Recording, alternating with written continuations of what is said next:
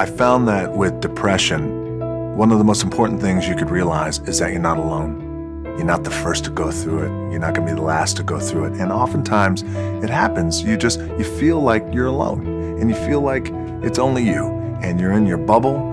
And I wish I had someone at that time who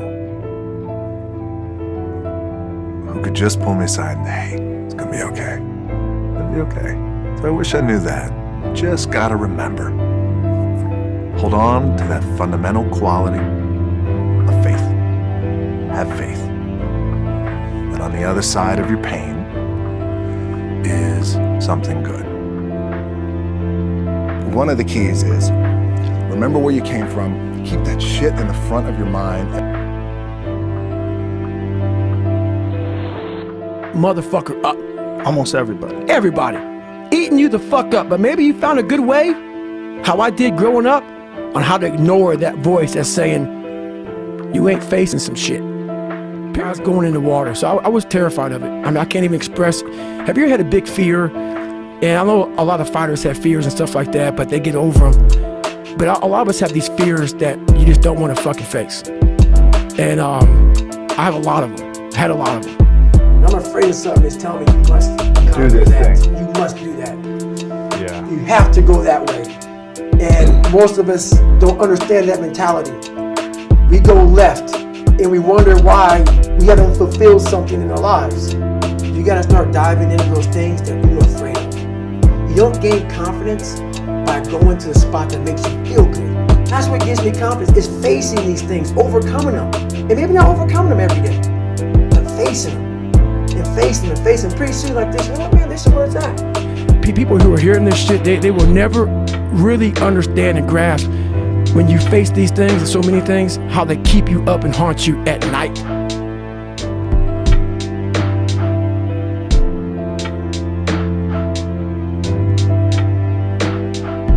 Here's how to really cash in on this year. Number one, get serious. Life is serious.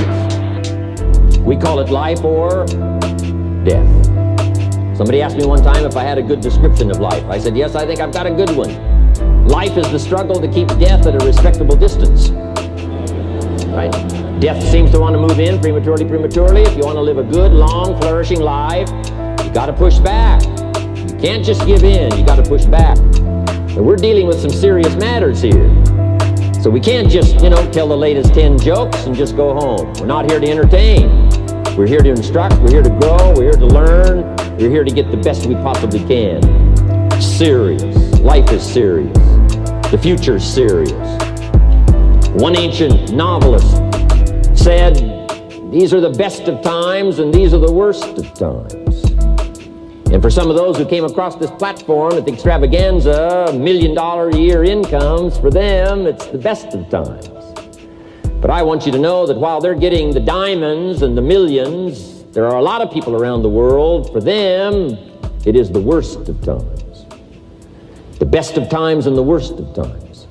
That's called serious matter. How come such a difference from those who can reach such incredible heights and those who haven't yet found the answers for their life and their health and their future? We just have to ponder that and let that give us a note of seriousness, a note of seriousness. It's serious whether you win or lose. It's serious whether you succeed or fail. It's serious whether you've got a good future carved out for yourself or you do not have. These are serious matters. Matters of the heart are serious. Matters of income are serious. Matters of supporting your family, serious. Are you serious? Why?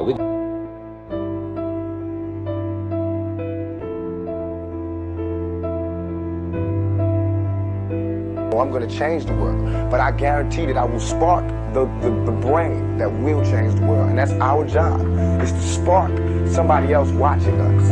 We might not be the ones, but let's not be selfish, and because we're not going to change the world, let's not talk about how we should change it. I don't know how to change it, but I know if I keep talking about how dirty it is out here, somebody going to clean it up. He told the guy, he said, when you want to succeed as bad as you want to breathe, then you'll be successful.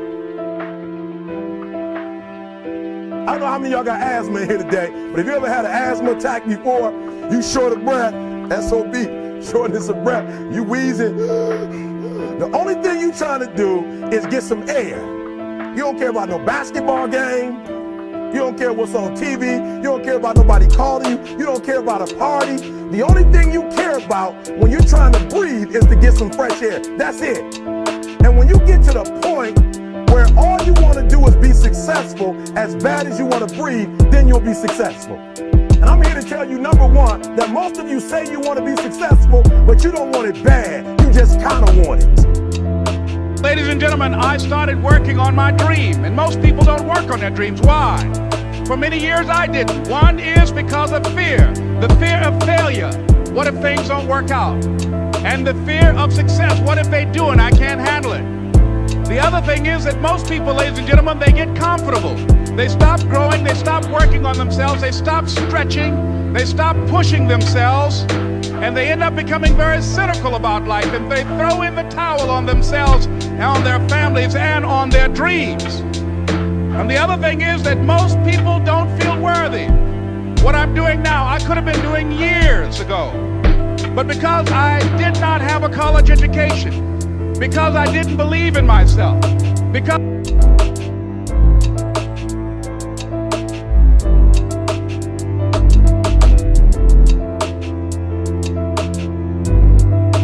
gonna be the best kid in the world. This kid's gonna be somebody better than anybody ever knew.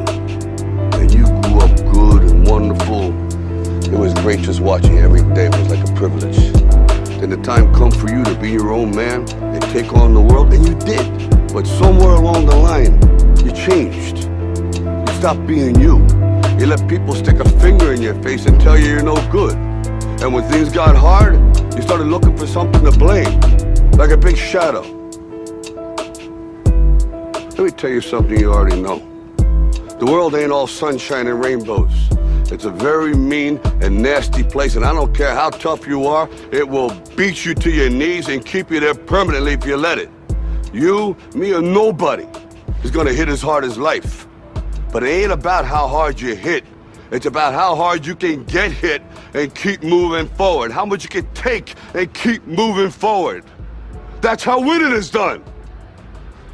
Now, if you know what you're worth, now go out and get what you're worth. But you gotta be willing to take the hits and not pointing fingers saying you ain't where you wanna be because of him or her or anybody.